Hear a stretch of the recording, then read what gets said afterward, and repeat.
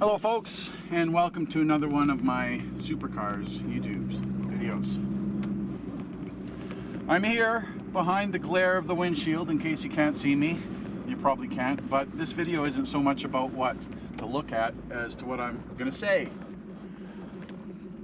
Everybody seems to be having a story on how they got their 928, how they come to own a 928. And I'm going to tell you my story. A long time ago, when I really didn't have any interest in cars, didn't even have my driver's license yet, a friend of mine took me for a drive in his Datsun 260Z. The thing was souped up a little bit. It had a 280 motor in it that was highly tuned. And that was my first experience of the horsepower bug, as they call it. I was bitten by the horsepower bug.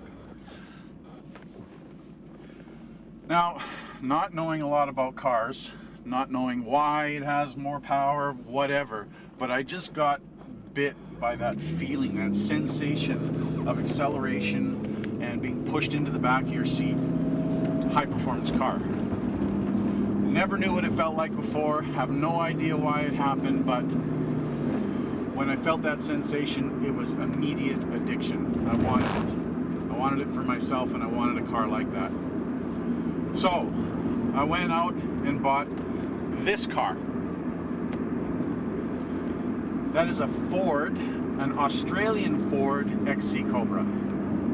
Came with a nice powerful V8, and of course, me being hooked on the horsepower, I wanted more.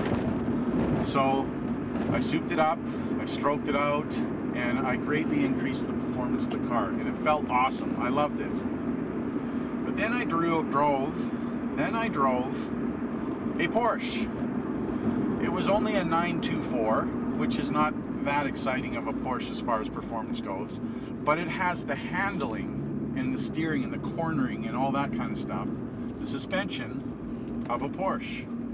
And it was like, wow, that's incredible. You can go around corners at 60 kilometers an hour, not even squeak a tire. So then all of a sudden it seemed to me, what is the point of having all that horsepower when you don't have the handling? All you do is go in a straight line. So, thinking about Porsche, why don't they have more power? Well, then somebody told me about, well, there's a 928 out there that actually has an aluminum, an all alloy overhead cam V8 that has the horsepower. So it's the best of both worlds.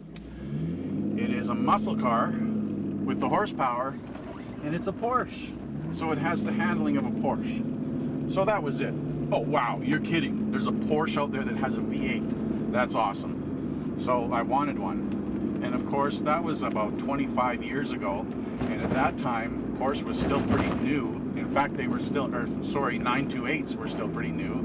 As a matter of fact, they were still making them. As that was somewhere around 88, 89 that I got this sudden desire to have a 928. So that was in Australia, and yeah, I was born in Canada, but I grew up in Australia, and I'm back in Canada and have been for over 20 years now. And I investigated buying a 928 a few times. They were still pretty expensive. But then what actually happened, I kind of forgot about it. People would ask me, what is your favorite car? And I'd mention the 928. But in between those little discussions and conversations, I really didn't think too much about it anymore. Had other priorities in life. Then just a chance set of circumstances happened where my Navigator, my 2005 Navigator, got written off. And I got the insurance for it. First of all, I was in panic because I just got a brand new job that was in North Vancouver, and I live in Surrey, so that's a long drive, and now I don't have a car. So right away I looked up for just a cheap replacement, just to get me back on the road, and I looked up Pontiac Firefly. And of course, when I punched in PO, Porsche came up, and I saw the 928s. It totally reminded me about them. And I found one that was for sale, which is this one, for $3,800. I went out and saw it. I was thinking to myself, what am I doing? I'm just going to create myself a whole bunch of money pit problems. But I went ahead and got it. But before that, I actually did buy a Pontiac Firefly for 400 bucks. It was a decent, reliable car to get me around. That way I knew that if anything happened to this expensive, high maintenance, or so I thought, high maintenance car, then I'm in the clear. I can still get to work and back. So I went ahead and bought it. And at first, like, it had lots of electrical problems. It had all kinds of problems, but mechanically it was pretty solid, and still is very solid. So that's what happened. That's basically how I came to own a Porsche 928. I don't regret it, and now that I have my dream car, I'm learning so much about it. The social circles and Porsche owner groups on Facebook are just amazing group of people, most of them. There's one particular guy named Nigel in one of the groups who I think is a complete knobhead, but anyway, besides that, everybody seems to be a really awesome group of people.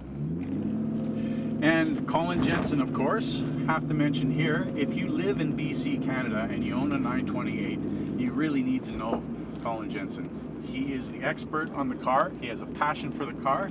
He's very fair priced, and he'll do everything he can to keep your car running and get it running as good as it possibly can. So that's my story on how I came to own a Porsche 928. And you know what? One thing that I really love about it is the power. You'll appreciate this little experiment.